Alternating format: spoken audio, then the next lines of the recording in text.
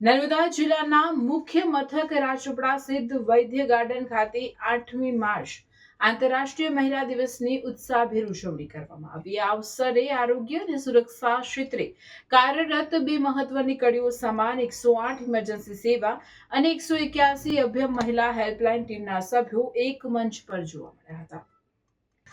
સમાજમાં મહિલાઓના યોગદાન અને તેમની સુરક્ષાને પ્રાધાન્ય આપવાના ઉમદા હેતુ સાથે વિશેષ કાર્યક્રમનું આયોજન કરવામાં આવ્યું। 108 ઇમરજન્સી સેવાના સ્ટાફ દ્વારા આયોજિત કાર્યક્રમમાં 181 અભયમ ટીમની બહેનોએ ખાસ હાજરી આપી બંને ટીમોના સભ્યો એકબીજા સાથે વ્યવસાયિક અનુભવોની આપ-લે કરી અને કટોકટીના સમયે મહિલાઓને કઈ રીતે વધુ સારી રીતે મદદરૂપ થઈ શકાય તે બાબતે ચર્ચા કરી હતી। રાજપીપળાના હરિયાળા વૈદ્ય ગાર્ડન ખાતે યોજાયેલા કાર્યક્રમમાં મહિલા શક્તિના જુસ્સાના દર્શન થયા હતા। કાર્યક્રમ દરમિયાન 108 સ્ટાફ અને 181 અભયમ ટીમના સભ્યોની ઉત્કૃષ્ટ કામગીરીને બિરદાવવામાં આવી। ખાસ કરીને નર્મદા જિલ્લાના દુર્ગમ વિસ્તારોમાં પણ સમયસર પહોંચીને દર્દીઓની સેવા કરતી 108ની ટીમ અને પીડિત મહિલાઓને ત્વરિત ન્યાય તથા સુરક્ષા અપાવતી અભયમ ટીમની ભૂમિકાને ઉપસ્થિતોએ વધાવી લીધી હતી।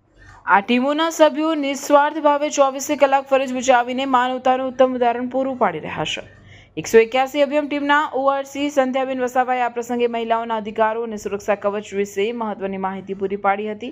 તેમણે જણાવ્યું હતું કે મહિલા દિવસ માત્ર એક દિવસની ઉજવણી નથી, પરંતુ મહિલાઓના આત્મસન્માન અને સ્વાવલંબનને કાયમી ધોરણે મજબૂત બનાવવાનો અવસર છે।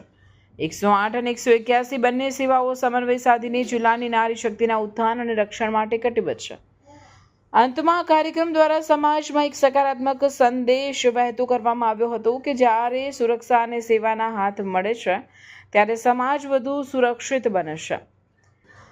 108 અને 181ના સભ્યોએ કેક કાપીને અને એકબીજાને શુભેચ્છાઓ પાઠવીને આ દિવસને યાદગાર બનાવ્યો હતો। આ ઉજવણીએ ફરજ પરની મહિલા કર્મચારીઓમાં નવી ઉર્જા અને ઉત્સાહનો સંચાર કર્યો હતો।